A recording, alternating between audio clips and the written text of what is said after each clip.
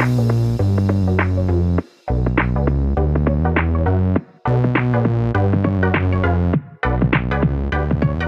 welcome everybody to another episode of Chris and Dave's Reality TV Cast. I'm one of your hosts, Chris, and my co-host and very good friend is Dave. Hey there, Chris, and hello to our listeners out there. Welcome to Chris and Dave's Reality TV Cast. We are covering Traitors UK Season 3, Episodes 10 through to 12, and the finale, Chris. Chris, where would you like to start today? Oh, well, I'll tell you what, Dave, what a week again of this show. It just gets better for me. Absolute. Every one of them, in one way or the other, is an absolute shithouse, and I love it. The deception and the snidiness that goes on, and even people where you think have got like that, good morals, they were thrown into it, and were like, well, yeah, what are you going to do about it? Honestly, like there was bits that infuriated me so much this week, but I really want to talk about the final because I was so annoyed by the end of the actual episode. But obviously, let's start with the first episode. So we got the first episode. Joe was murdered. Now, Joe, from the start, terrible at predicting who's a traitor and a faithful. He just seemed to want to go at people he didn't like. He formed this alliance, didn't he, with like Leanne and that. But ultimately, Mina and Charlotte got rid of him. And I think that was probably the beginning of the end for Mina at this point, because it was a little too obvious what had gone on. However, I was glad that Joe wasn't in the final, Dave, I must be honest. So Joe seems to be really well liked by everyone. And I don't know what you could have done differently, because the problem was, he was like a fucking scattergun, wasn't he? Like, his predictions were terrible. Dare I say, Chris, it's almost as if he had some kind of reality radar that was just massively misfiring. But he was so he seemed to have this aura, this charisma about him, whereas he'd say, oh, well, it's definitely this person, it's definitely, whoever it is. And then he'd get this team around him rallying, and then they go, yeah, I'm a faithful, and he'd be like, oh well, that was wrong then. Let's go to the bar and have a drink of wine or prosecco or whatever. So his predictions were awful, but yeah, he definitely seemed to have this thing that drew people in towards him. So I think it was right to get rid of him, because his predictions were so shit, based on nothing. But eventually, because the group's getting smaller and smaller, he's going to single out, potentially a traitor. So it could have been Mina, it could have been Charlotte. So I think it was the right call. But then pretty much straight after that, it started to gather pace, didn't it, around Mina? And what I thought was great was, I think Mina had played a really good game. She'd been there from the start. And then probably her only mistake was bringing in Charlotte, because Mina's like, yeah, I'm pretty sure Charlotte's got my back. And Charlotte's like, yeah, no way. I'm in this for myself. And I have to say, Charlotte excelled as that traitor, and she was definitely out for number one. And at that round table, honestly, Mina's face when it was clear the way Charlotte was going to go, and she was going to vote Mina out as well, she was not happy at all. But Chris, I was loving it. Oh, I'd loved it. And I think you're right with Mina, because I said last week, didn't I had a feeling Charlotte would win it. I actually said that last week, but I think with Mina, everything was going well. But when you watch her interact in some of like the tasks and that, it was pretty obvious she was holding back, putting herself forward, either for the shield or for like that chess game. There was things she did Harry Potter, wasn't it? Yeah, it was weird, wasn't it? And it was like, she would say stuff like, oh, I've already been, it's all right, you go on, you go. And it was like, can they not? Obviously, we have, that we know that she's a traitor, but it seems so obvious that she was a traitor. And I think by the end of it, it was just the fact that she was so passive. But once like people started cutting it on, and she didn't really do anything wrong, but for once the actual faithfuls did the job and got somebody out, like probably how you should, not just like making it up and everyone was a faithful. It was really interesting with Mina, because she was such a good traitor all the way through, wasn't she? But ultimately, Charlotte was the nail in her coffin, and that's what it's about. In it, I thought Charlotte had failed, but actually, she was absolute box office this week for me. Yeah, she was. And I think it was that chess game, wasn't it? Where Mina, she said a few things and Frankie picked up on it and Leanne picked up on some things. She really was not happy about being called two-faced in that game. But yeah, Mina's sort of passiveness and wanting to kind of go with everything, it did call her out a little bit. But obviously we get Mina voted out. And then what I thought was a killer move by Charlotte was, let's bring in Frankie. But this is where sorry, not Frankie, Freddie. Freddie, yeah, amazing. And this is where, I guess, in chess, and I remember being taught chess as a kid and never really quite getting it and understanding, I guess, the mechanics of it. This is the way your pawns can go, this is where your bishops can go. I kind of got that, but not the you have to think 3, 4, 5 moves ahead thing. I just don't think many people can think that way. Now, I thought when Charlotte brought Freddie in, I thought, oh, that is brilliant because Freddie, and holding back the fact that, she knew who got the shield. Leanne got the shield, didn't she? And not telling Freddie. So bringing him in as a traitor straight away, but then throwing him out like a sacrificial lamb and being like, yeah, we got Freddie, he's a traitor. But that was a bit of Charlotte's mistake, wasn't it? Yeah, it was, to be fair. It was great TV with Freddie because absolutely useless traitor. Like the fact that Charlotte knew Leanne had the shield and she didn't tell him. And I'm like, oh. And then when he found out at the table and you could see fucking Freddie going, it was almost like his reaction. I'm not being disrespectful. It's like Joey or Friends, like where 3 or 4 seconds after the punchline or after someone said something, and like Chandler's looking at him going, yeah. And then he went, oh, and he's like, oh, and it was like when he found out about Chandler and Monica, I was like, Freddie, come on. And then eventually he sat there and he can't react, and he's like, you fucking bastard, you have done me. And I did find that Charlotte's Welsh accent did get a bit more Welsh as the week went on, but it was definitely all over the place. But the move with Freddie was fantastic to see. But I just think it blew everything apart then. I think you're right. I think for Charlotte, it was a perfect game plan at that point. But in the end, it sort of backfired on her then, didn't it? Because all fingers had to be pointed at her. And obviously the Seer thing, and I'm jumping a little bit, but when Freddie was telling the story. Just before we go to the Seer, so the reason I think it was the monumental error by Charlotte, so because Leanne came in to the breakfast room and called out straight away who knew she had the shields, and only Freddie and Alexander didn't know that she had a shield. And then you could see it's almost, you say, Joey, you're right, like the Freddie's like, oh, fucking hell, Charlotte knew and she didn't tell me. She's completely threw me under the bus. And from then he was scorned, wasn't he? His mission became, I'm going out here probably, but I'm going to take Charlotte with me. But like you say, he was a bit of a useless traitor. I think he's up there with Linda, possibly even surpassing, because, his little lies around, oh, yeah, Mina told me. And you could see, like you say, the faithfuls were actually doing their job. They're like, Mina told you, that's funny. It just happens to be someone who isn't here to corroborate that. And in the end, he lost the timeline in his head, didn't he? So, it was like, oh, Mina told me, but she'd already been banished when it's at the bar, so he's like, oh shit, like a little fucking 6-year-old child with chocolate all over the mouth. Who's eating the chocolate? Not me.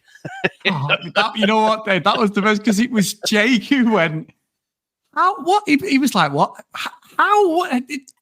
This doesn't even make sense. And everyone was, and you can see Charlotte going, got ya. Fucking got ya. And ultimately, Freddie was banished, wasn't he? And I think the thing that, and you were saying about Charlotte, and again, the thing with Charlotte as well was the fact that Leanne had the shield. So when they did that game and they went and got the boxes, she got it, and everyone had a poker face, didn't they? Nobody knew who'd got the shield. So at that point as well, Mina could have still been in the game. You know, there was a different thing just before she gone. But I think that was like the whole thing that unraveled. But I've got to say, Dave, that going into this seer thing, which at first I was, what the fuck's a seer? And it's like, you know, Claudia's telling you and making it really interesting. But when they met, when Frankie, who won because she got the most money, that challenge, and then she asked for Charlotte, and I'm like, and tell you what, Dave, I was so annoyed. I know Charlotte said she's doing it for a family, her kids and all this. I get that. But did she not change from Mrs. I work on fucking like Blue Peter with the dungarees and the fucking hipster outfit to fuck this, I am going all in? She went proper supervillain for me. I felt like she got her comeuppance. I didn't want her to win. I was like, oh no, because when her and Frankie were going at it, and Frankie sort of doesn't help herself because she sort of, the way she carries herself in a dialogue, it's sort of like, well, it's my word against hers, but she was trying to say it's her. When she came in and whispering Jake Sears, traitor, I'm like, holy shit, I didn't think they were allowed to speak about it. And everyone was just fucking, oh yeah, she's lied and Dave, honestly, it was amazing TV going into the last episode. I loved it. Yeah, this whole seer thing was a real wild card, wasn't it? And it's one of those where I'm like, okay, now the rabbit's out of the hat.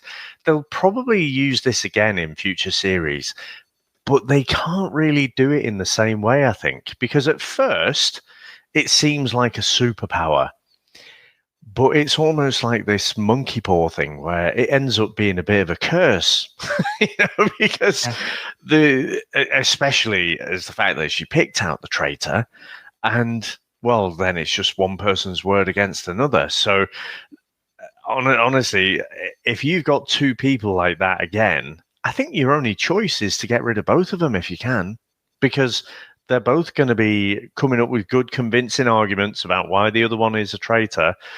And yeah, it really weighed on Frankie, I think. And the thing is, going into that, Alexander, I've got to say, I think he was my favorite in the whole series. I think he was just such an entertaining character. Just his expressiveness. When Mina went out and he came back in the bar and he's like, what a game. Like the shock on his face.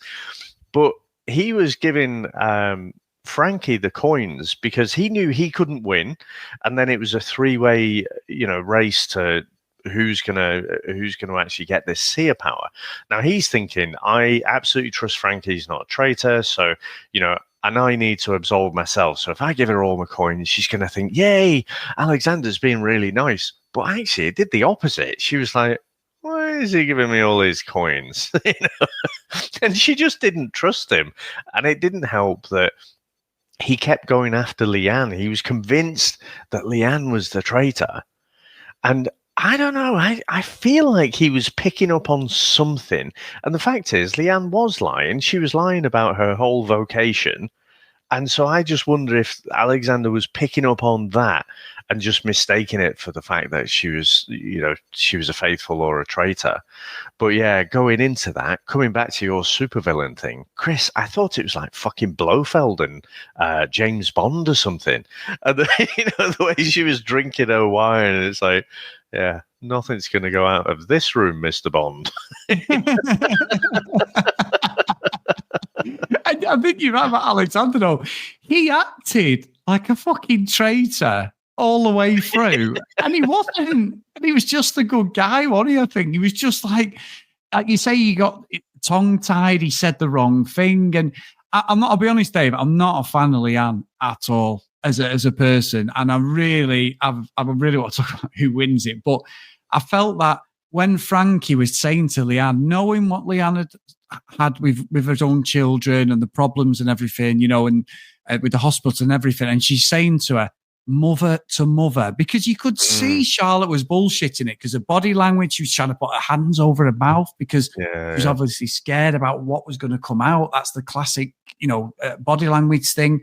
and she was trying to mirror everything. And Frankie was like, mother to mother, I will not think. And Leanne still doesn't believe her. And I'm like, I understand you're in the army, and like one of the things is people will say anything to get out of a situation, but surely there has to be something in there for her to go, if this, and she even says to it, if you are using my children, I will be absolutely disgusting. She's like, I am not.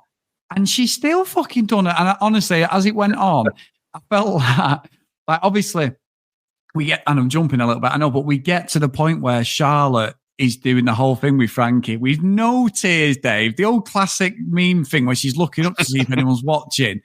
But they're buying it. Leanne's fucking buying it. And I'm like, I don't get it. Even though we're not in the show, surely you must understand where this, because Jake didn't buy Frankie either. I couldn't work that out. I mean, Jake wasn't there for the Leanne and Frankie conversation, but if that was me and someone was saying that about the kids and everything, I would take that as that is the truth. You know what I mean? And if they didn't, then they're despicable at the end of the day. But why would you not believe Frankie at that point when you're swearing on your kids? I just don't get it. I don't know, though. I just, the way, I think Charlotte would have sworn on anything. What I do enjoy, Chris, in particular, is when the net is circling on someone, their primary defense for not being a traitor is, look, I'm going to look you in the eye now. I am a faithful. And that's the primary defense. I promise you now, I am a faithful. Because everyone says it. It's no defense, but it just doesn't stop people coming forward and saying it anyway. The thing that I couldn't wrap my head around fully, and I think that I said to you last week, I couldn't do this game, I don't think. I can tell the emotional weight that it puts on people. You can just tell it's a real pressure cooker. And people are just not thinking in a structured, linear way. Let's play it out, right? So if Frankie was a traitor and she opened the seer, the envelope, and it said Charlotte was a faithful. If Frankie was a traitor, she has no obligation to give up what she is. So, and she said at the round table, she said, I'd just keep you in.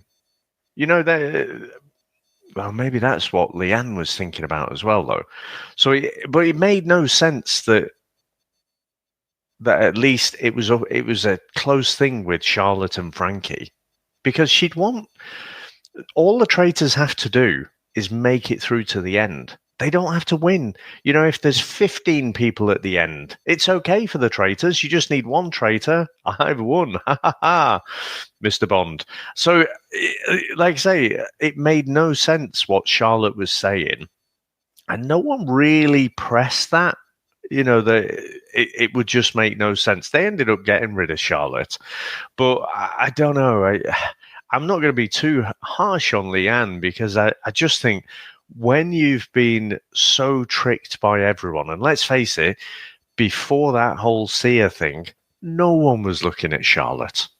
Beyond that first week or so, everyone was like, oh, yeah, it's never going to be Charlotte. She's never a traitor. And she's literally the last one there. So that was the thing that changed it. So it must be massively disorienting to just think, apart from myself, I don't know who I can actually trust, like, fully. Yeah. And we haven't got the perspective of being there, have we? That's what I'm saying. As an audience, we're just watching from the audience point of view, aren't we? The deception that's gone on, the whole show is built on lies, isn't it? So it is are they being truthful or not? I do understand that. That just was like, Leanne, if you ever wanted, and I kept thinking at that point, Leanne, you ever wanted a cue that she might be telling the truth, she's just sworn a kid's life, like, you know what I mean? It's not just Charlotte crossing her fingers going, I'm a faithful, putting her fingers behind her back.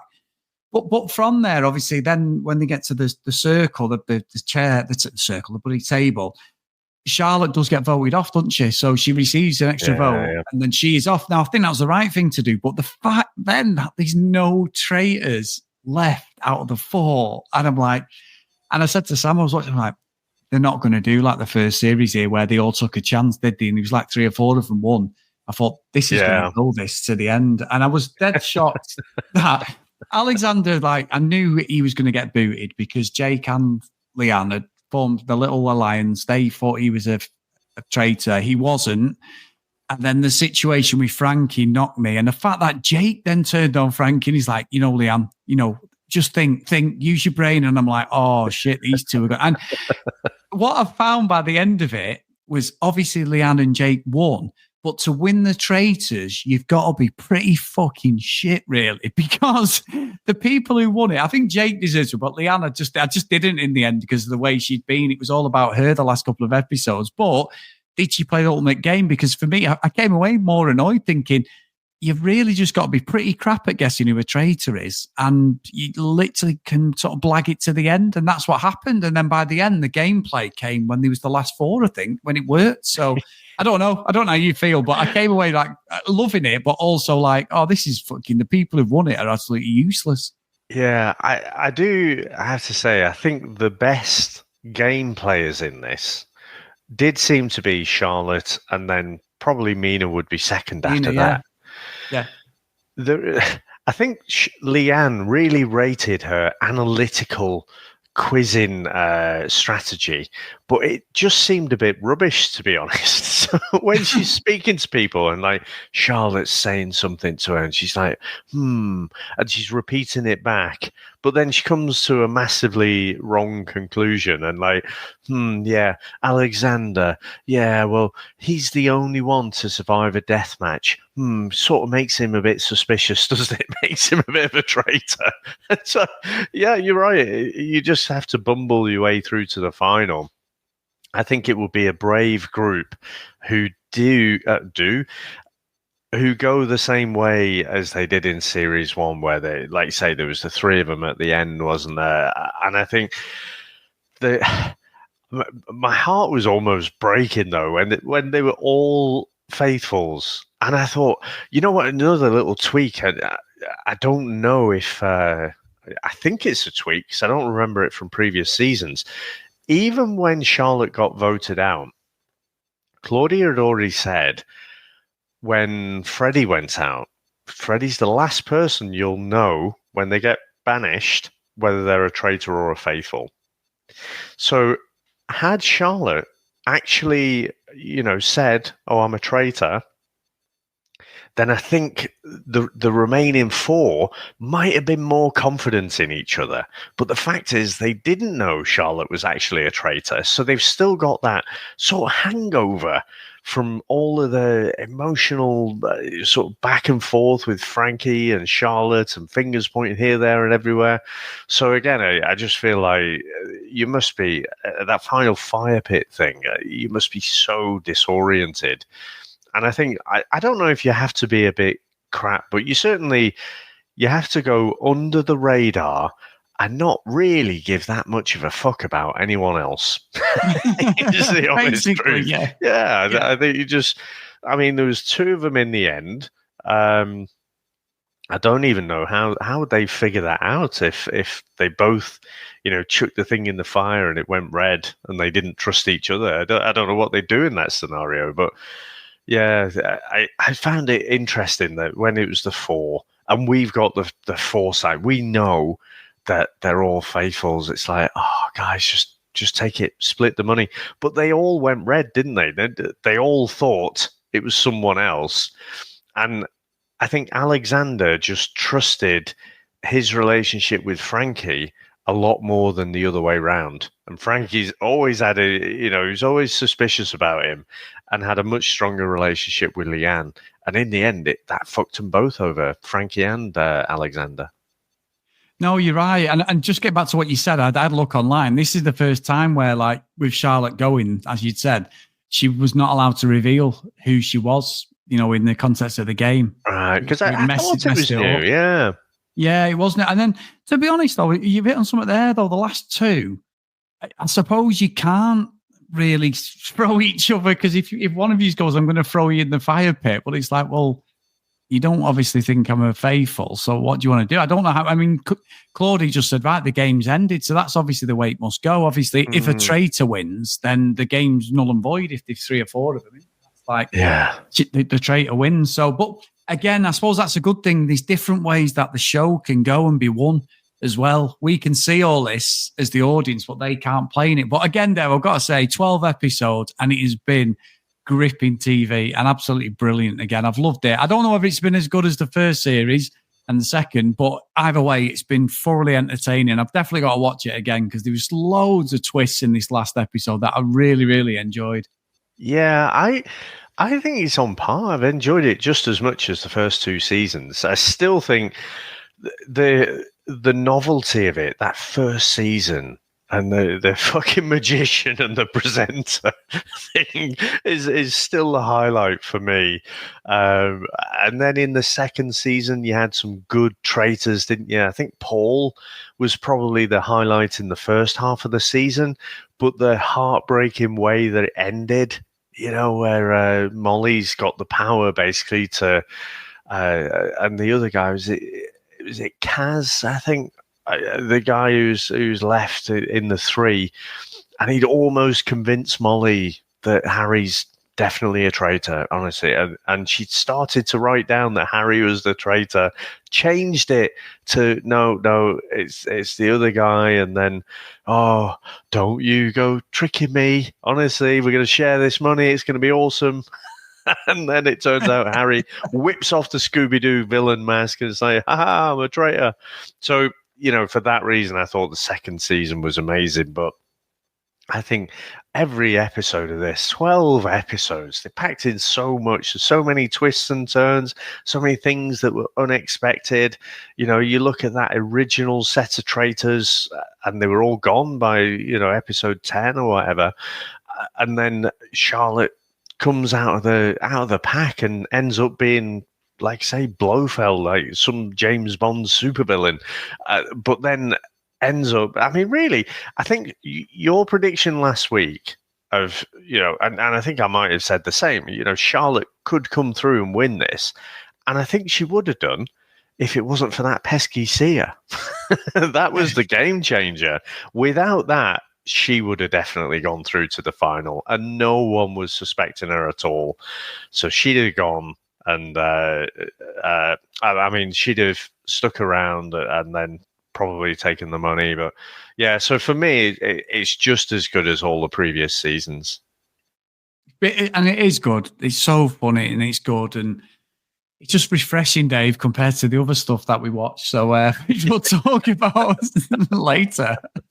So anything else, Dave, before we wrap it all up on this one? No, I think that's it. Actually, I say no, and then I say yes. So I know the USA has dropped the latest Traitors episode. I was going to say treasonous. The latest Traitors episode. A few episodes have dropped there, but I went, partially BBC iPlayer pushed me that way, but it started the next, or I think all the episodes are out of the Australian one. So I started watching that. So I'm 2 episodes into that one as well. Is it good? It's, you know what, there's something disorienting about it, because for me, part of the Traitors experience is that fucking amazing castle that they're in. It's up in the Scottish Highlands, the setting of it. I think you get used to the surroundings, and the one in Australia, it looks like it's in some bed and breakfast somewhere, and it's just the lighting is more harsh, but the characters are really quite interesting. So it's definitely worth a watch as well. It's just the aesthetic of it just threw me off a little bit in that first episode. Well, I mean, and we keep saying we're going to watch the US one. I've never watched it, so maybe I'll watch the Aussie one. I like the Aussies Day, especially with maths looming large as well. So yeah. We'll get on to that. Alan Cummings does the presenting for the US one, doesn't it? Yeah, he does. Yeah, Nightcrawler himself. That's the one, Dave, the old legend. I remember from a comedy show in the 90s, I think. Yeah. Anyway, thank you for this, mate. I really appreciate it. I know we're going to be doing Love Island All Stars pretty soon, but this one has been a great start to the new year and really enjoyed it. The chat's been great as well, because everyone has been talking about how the final has gone, and nothing's been spoiled other than if you're in the chat. But yeah, I think again, they're onto a win of the BBC, and just the little tweaks at the moment are working. There's nothing that's making, like when you do different shows and you're like, oh, why have they done that? I think this at the moment, there are subtle things they're changing to make it a bit more interesting, so it's not as predictable as what's made it such a good show again this series. Yeah, 100%. And I was trying to find out, and it was from a Dutch show, wasn't it?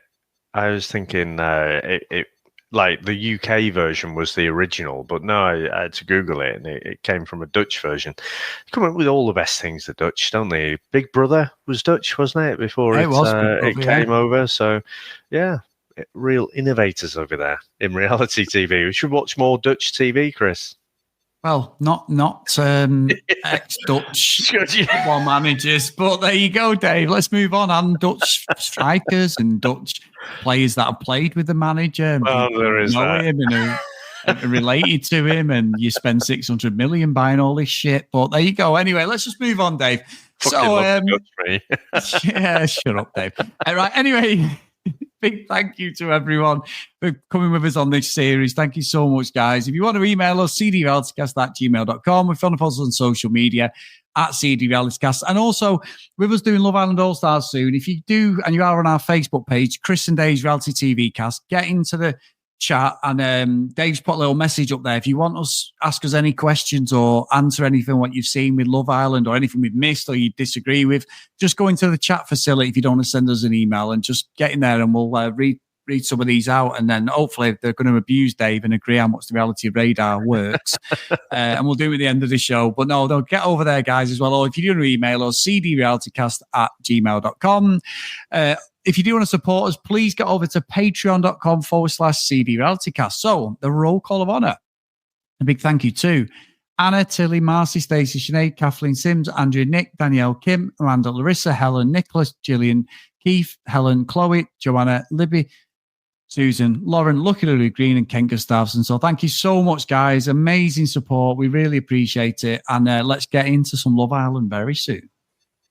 Awesome. And we'll probably try and do that a little bit more, in the messenger group. We'll just put out a message before we record and just get some interaction going that way. But Chris, this has been amazing. I love this time of year when we can just do a bit of Traitors and get away from the fucking dumpster fire that is things like Love Island. Oh, I've got stuff to say about that shit show, Dave. Oh, we will definitely get into that shortly. But anyway, Chris, thank you very much, sir. Thanks to all our listeners out there. Thanks to all our supporters, and we'll speak to you next time. Bye.